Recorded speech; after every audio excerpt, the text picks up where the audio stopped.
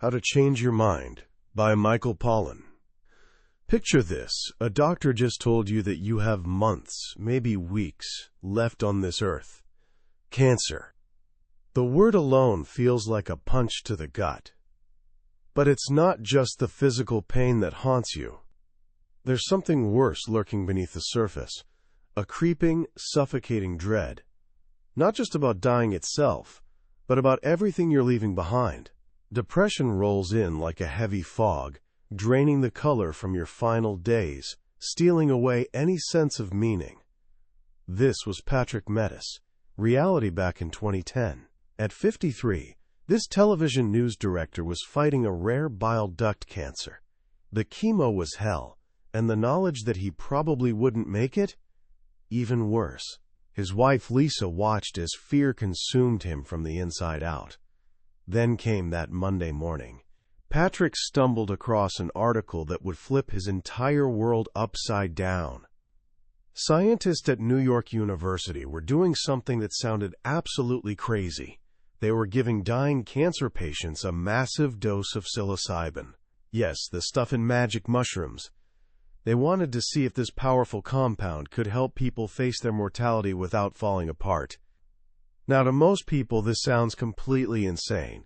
Why would anyone in their most fragile moments voluntarily mess with their mind and stare death in the face?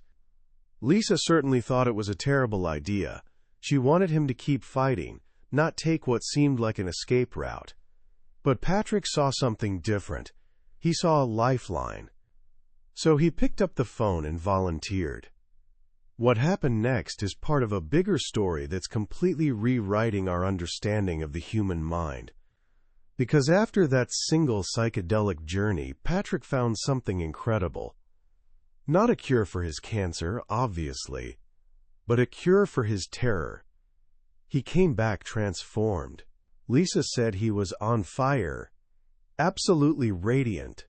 He told her he had touched the face of God.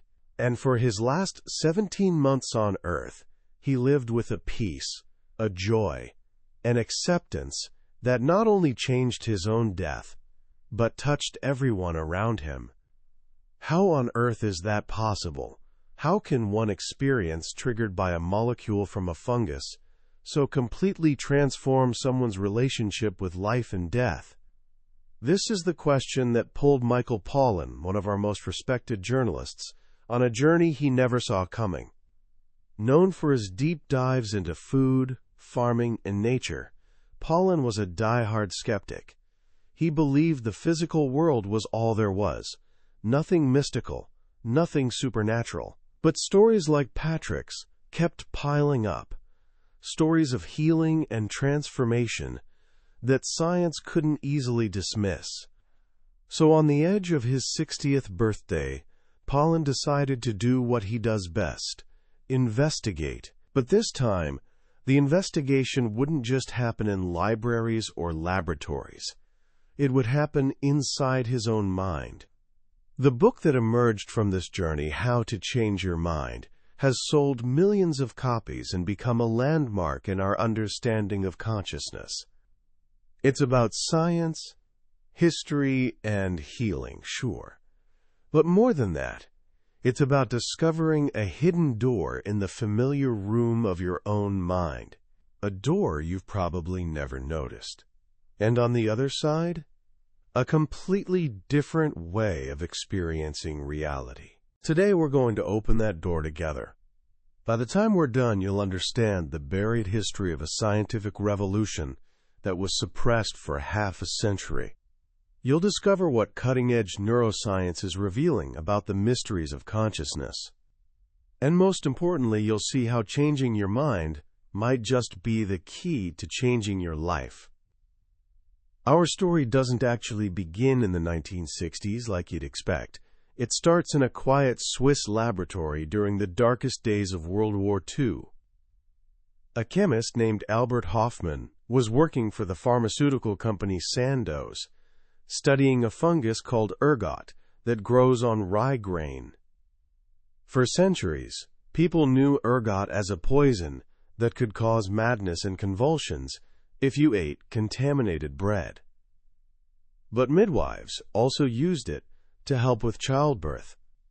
Hoffman was hunting for a compound that could help with circulation. In 1938, he created the 25th molecule in his series lysergic acid diethylamide, or LSD-25. The animal tests were underwhelming, so he shelved it. And there it sat for 5 whole years. Then, on a spring day in 1943, Hoffman felt this strange, inexplicable urge to take another look at this forgotten molecule. While working with it, he must have absorbed a tiny amount through his fingertips. He started feeling dizzy and weird, so he decided to head home. Because of wartime restrictions, he had to bicycle, and on that now legendary bike ride across Basel, reality started to bend. Familiar objects twisted into grotesque, threatening shapes. The world sparkled and glistened like it had just been created. At home, lying on his couch with his eyes closed, he saw an uninterrupted stream of fantastic pictures, extraordinary shapes with intense, kaleidoscopic colors. This was the world's very first acid trip, and the only one ever taken with absolutely zero expectations. A few days later, wanting to confirm what had happened, Hoffman intentionally dosed himself with what he thought was an extremely small amount, 250 micrograms. He had no idea that LSD is one of the most powerful psychoactive compounds on Earth, active at just a fraction of that dose. This trip was terrifying. He felt certain he was losing his mind. A demon had possessed him, taking over his body, mind, and soul. He saw his own corpse lying on the sofa. Yet when the doctor arrived, his vital signs were completely normal. Hoffman emerged from this experience, convinced he'd stumbled onto something monumentally important. He thought LSD could revolutionize psychiatry, maybe by letting therapists temporarily experience what their schizophrenic patients went through. He called it his "child," but believed it could be spiritual medicine for a world disconnected from nature. Sandoz didn't know what to make of this bizarre compound. So they did something remarkable. They gave it away for free to any legitimate researcher or therapist who wanted it. They hoped someone would figure out what it was good for. And for about 15 years, from the early 1950s to the mid-1960s, a quiet revolution in psychiatry unfolded. This was the first wave of psychedelic research. Thousands of papers were published. Researchers found that LSD and psilocybin, the compound in certain mushrooms, were helping with all sorts of conditions: alcoholism, depression, end-of-life anxiety. Some of psychiatry's best minds considered them miracle drugs. One of the most promising areas was treating alcoholism. In Saskatchewan, Canada, 2 psychiatrists named Humphrey Osmond and Abram Hoffer had a fascinating insight. They noticed that alcoholics often got sober only after hitting rock bottom, typically through a terrifying hallucinatory episode during withdrawal called delirium tremens, or the DTs. They wondered, could a controlled high dose of LSD create a therapeutic version of this experience, shocking someone into sobriety? They tested this on hundreds of alcoholics, and the results were stunning. About half the time the treatment worked. But when they interviewed the patients, they discovered something unexpected. The patients weren't describing terrifying madness. Instead, many described something closer to a spiritual awakening, a mystical experience. They felt a sense of oneness with the world, a fresh perspective that made their addiction seem small and insignificant. This was radical. It wasn't the chemical itself doing the healing, but the experience the chemical made possible. This idea spread like wildfire. Even Bill Wilson, the co-founder of Alcoholics Anonymous, tried LSD in the 1950s. He was convinced it could help others achieve the spiritual awakening that had saved him from his own alcoholism, an awakening that few people realize was itself triggered by a psychedelic-like experience with the plant belladonna. Hollywood caught on too. Stars like Cary Grant underwent LSD therapy. He gave interviews, saying it had stripped away his ego, made him a better actor, and helped him find peace. He declared himself born again. All across North America, from Canada to Los Angeles to New York, researchers were building a body of knowledge, figuring out the best ways to guide these powerful experiences. They were pioneers, mapping a new frontier of consciousness. At the center of this network was a character so improbable he sounds fictional. His name was Al Hubbard.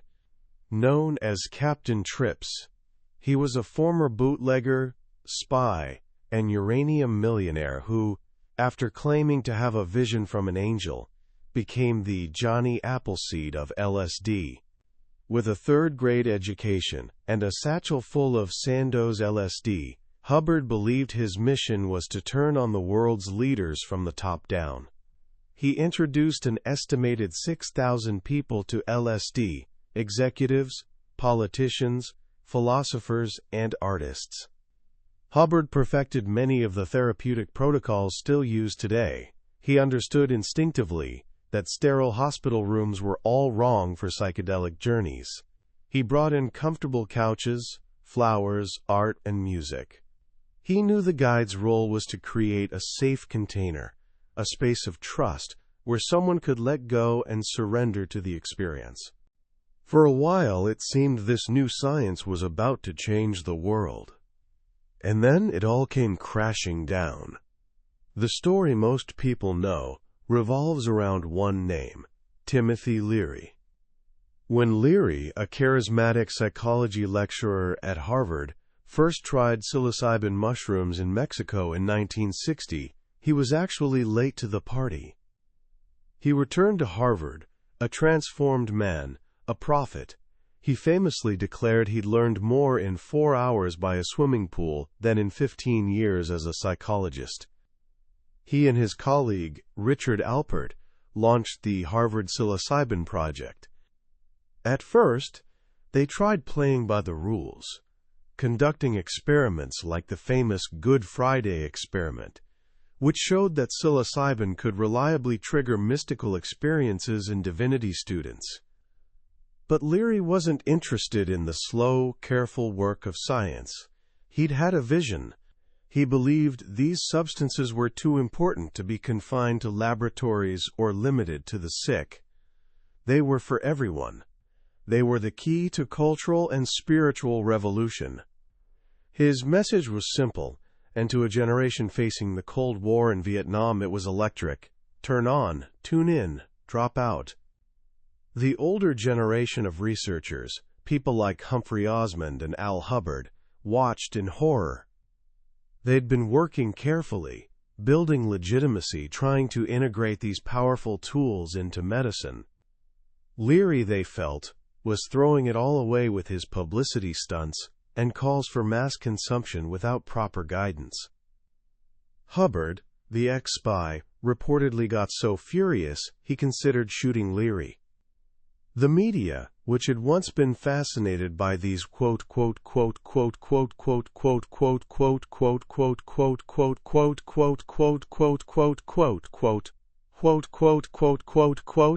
stories of bad trips, psychotic breaks, and suicides filled the headlines.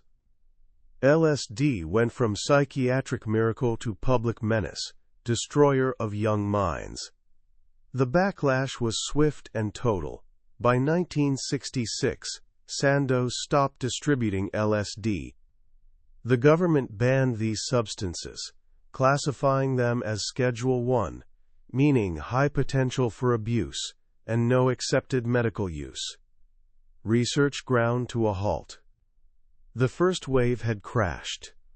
An entire body of knowledge, a decade of promising research and clinical experience, was effectively erased. It was as if it had never happened.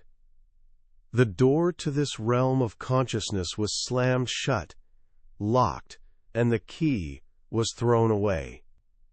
And for nearly 30 years, that's where the story ended. But then something unexpected happened. Beginning in the 1990s, quietly and out of public view, a small group of scientists and psychonauts decided that something precious had been lost, and they were determined to get it back. This is the story of the Renaissance, and it's where Michael Pollan, the skeptical journalist, found himself swept up. By his 50s, Pollan had a comfortable life, a happy marriage, a successful career. He'd developed, as he puts it, a set of reliable mental algorithms for navigating the world.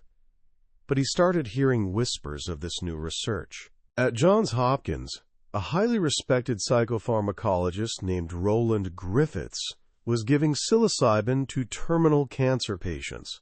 Griffiths was the last person you'd expect to get involved with psychedelics. He was a straight-arrow scientist who'd spent his career studying drug dependence. But a personal, mystical experience during meditation had left him feeling his scientific work was empty. He was on the verge of quitting to go to an ashram in India.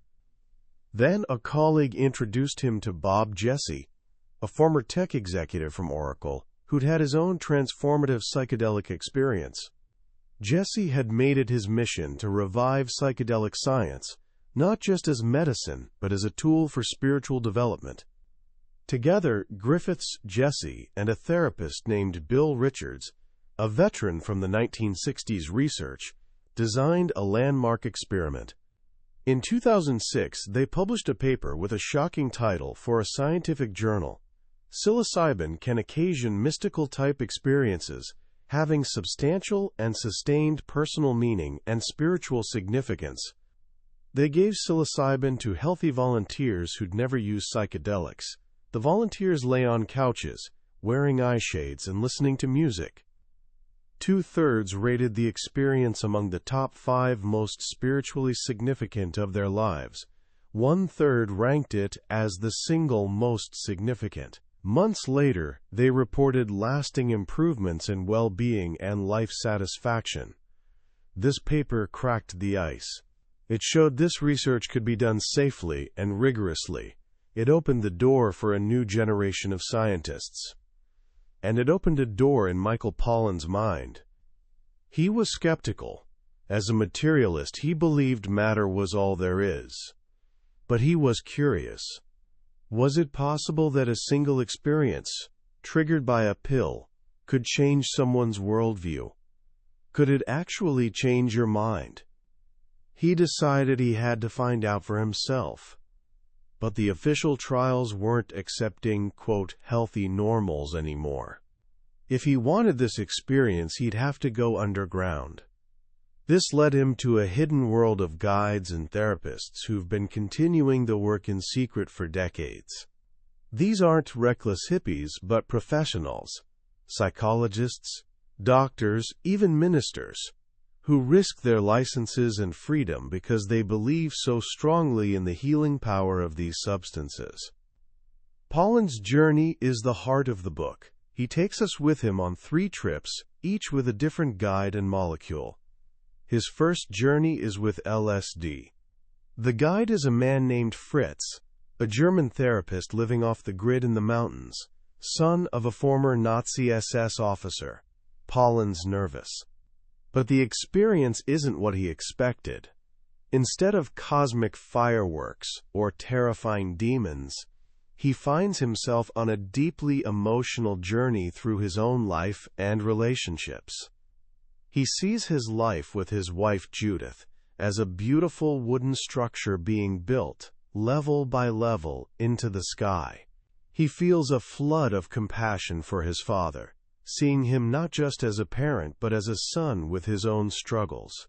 He weeps for a 4th-grade music teacher he and his friends used to torment, suddenly understanding the man's passion and their casual cruelty. What floods through him, above all, is love. Love for his family, his friends, people he barely remembers. He realizes with the force of revelation that he's been stingy with his feelings. It's an experience that opens his heart. It's psychedelic, mind-loosening, rather than world-shattering. He returns feeling more open, more present, more appreciative. For a few days he feels an afterglow, a pleasant light over everything. But it fades. He's disappointed it wasn't more transformative. He decides he needs to go deeper. His second journey is with Psilocybin. The guide is a woman named Mary, who works in a shamanic tradition. She has him eat a large dried mushroom, one bite at a time. This time, the dose is higher. The journey begins in a dark, digital, computer-generated world. It's sleek and beautiful, but lifeless and alienating. He feels trapped. Anxiety builds. Then the booster dose kicks in, and his self, the I he's known for 60 years, begins falling apart. First, he becomes a sheaf of post-it notes, scattered to the wind. Then he's spread over the landscape like a thin layer of butter. His ego, the voice in his head that worries and plans and defends, is just gone. And what's left isn't a void, but pure, disembodied awareness. A calm, neutral observer watching the scene of its own dissolution with benign indifference. There is life after the death of the ego. This, he feels, is big news. This is the mystical experience. He finally understands what the cancer patients were talking about. From this vantage point, outside the prison of the self, even death can be viewed with equanimity. The journey takes a darker turn. He looks in a mirror and sees his face as a skull, which morphs into his deceased grandfather's face. He's taken on a tour of the unmourned dead in his life. He feels grief but no fear. Then Mary puts on music, Bach's second cello suite. In that moment, the music becomes everything. He's no longer listening to the cello. He is the cello. He feels the bow's friction on his skin. He passes into the resonant black well of space inside the instrument. He dissolves into the sound, a pure stream of worldly beauty. And in that merging, the fear of death loses its sting. He's had a kind of practice run for dying, for letting go. His final journey is the most extreme. It's with a substance so powerful and obscure it's known simply as the toad. It's smoked venom from the Sonoran desert toad, containing a molecule called 5-MeO-DMT. The experience lasts only 30 minutes. But in those 30 minutes, the universe is unmade. He inhales vapor from a glass pipe, and before he can even exhale, he's gone. It's not a journey, it's an explosion. He describes it as being strapped to the outside of a rocket at launch, G-forces pulling his face into a grimace as the roar becomes all-consuming. His I is annihilated. But this time, even the calm, disembodied observer is consumed in what he can only describe as pure terror. It's the Big Bang run in reverse. Reality collapses, dimension by dimension, until nothing's left. No time, no space, no self, no being. Only the roar. It's horrible. And then, just as suddenly, it reverses. Reality begins reconstituting itself. Time and space return. His body reassembles. His eye slips back on like an old pair of slippers. What follows is a wave of pure ecstasy, the pleasure that comes from the cessation of unbearable pain. He's alive. And with that comes overwhelming gratitude. Not just for being alive, but for the very fact of being. The miracle that there's something rather than nothing. He emerges from these three journeys a different person. The staunch materialist is no more. He's not sure what lies beyond the material world, but he's certain his accounts with reality were closed prematurely. The mind, he now knows, is vaster than he ever imagined. But the question remains, what was actually happening in his brain? This is where the new science offers its most stunning revelations. Robin Carhart-Harris, a young neuroscientist at Imperial College London, has been using modern brain imaging tools to watch what happens to the brain on psychedelics. He expected to see brain activity increase. Instead, he saw it decrease, and the decrease was concentrated in one network, the default mode network, or DMN. The DMN is fascinating. Only discovered in 2001, it's the network that's active when we're not focused on any external task. It's where our minds wander, where we ruminate and worry and time travel to past and future. It's also what generates our sense of self, our ego. Neuroscientists sometimes call it the me network.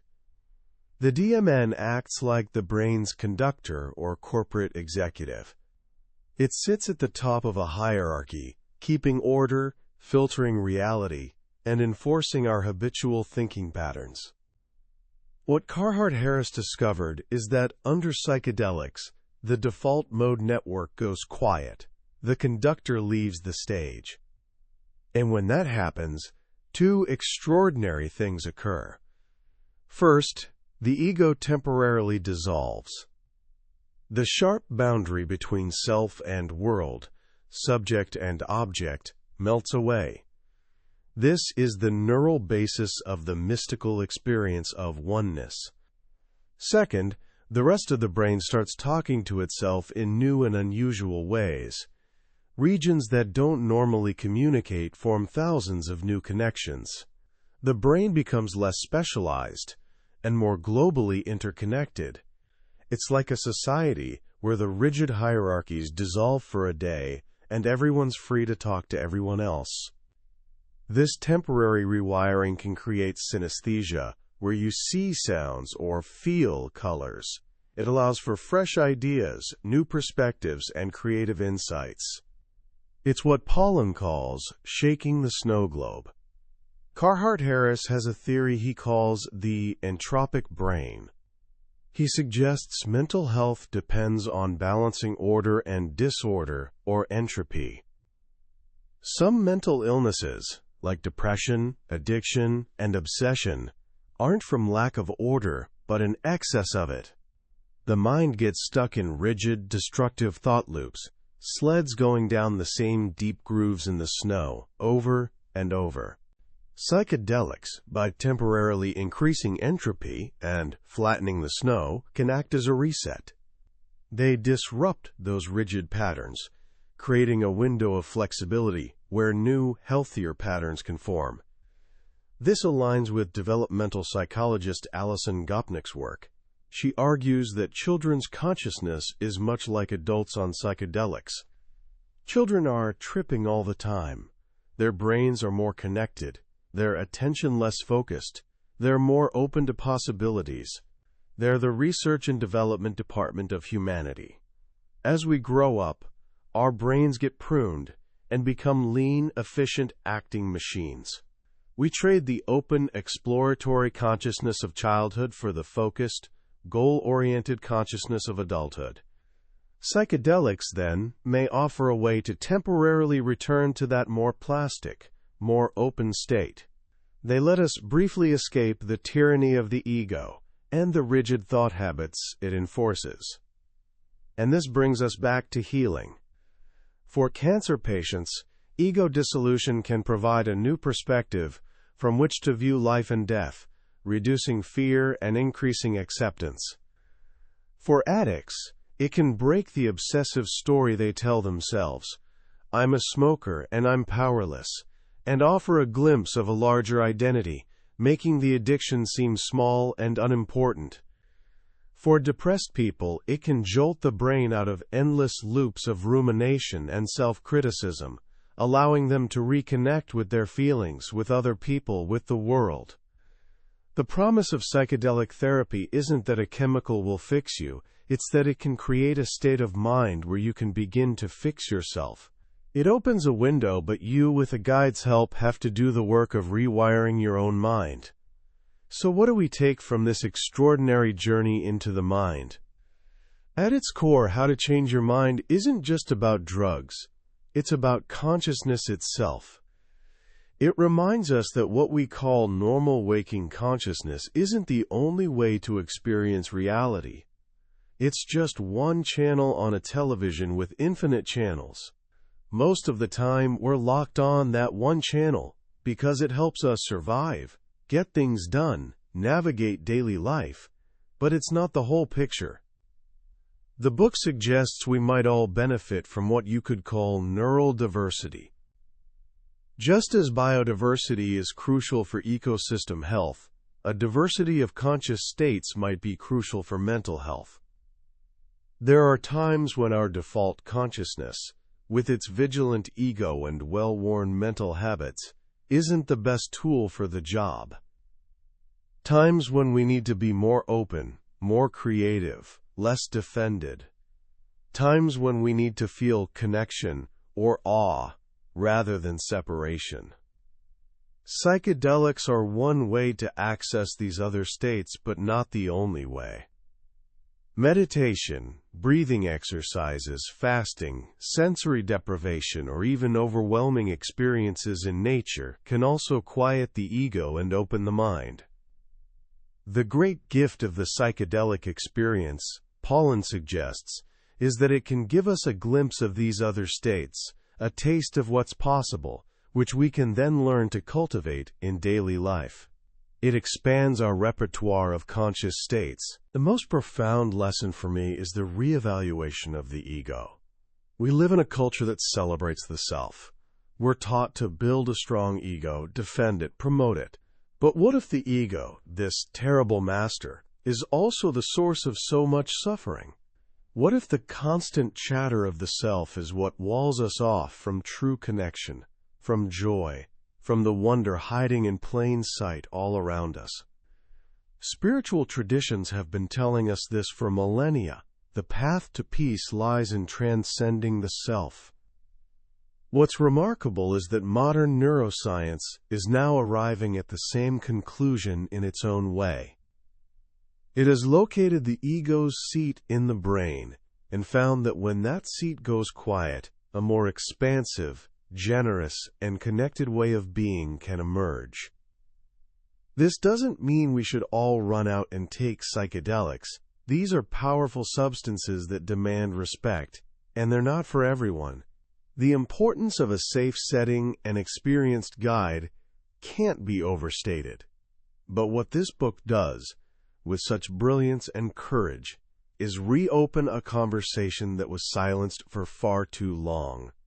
It invites us to be more curious and less fearful about the mysteries of our own minds. It suggests that sometimes the most radical and transformative act we can perform is simply to change our minds. That was the book summary of How to Change Your Mind by Michael Pollan. We've touched on the major themes today, but I'll be completely honest with you. A summary is like looking at a map of a beautiful country. It can show you the layout, the major cities, the rivers, but it can never replace actually walking the land yourself. The real magic of this book is in the nuance, the personal stories, and the quiet moments of reflection that only come from reading it. This summary is meant to be a guide, to help you decide if this is a journey you want to take. If anything we've talked about today has sparked your curiosity, or resonated with a question you've been asking yourself, I urge you to grab a copy. Reading it isn't just about learning facts. It's an experience that could genuinely change how you see yourself, your mind, and the world around you. The link to the book is in the description below. Also, if you found this journey valuable, please take a moment to hit that like button and subscribe to the channel.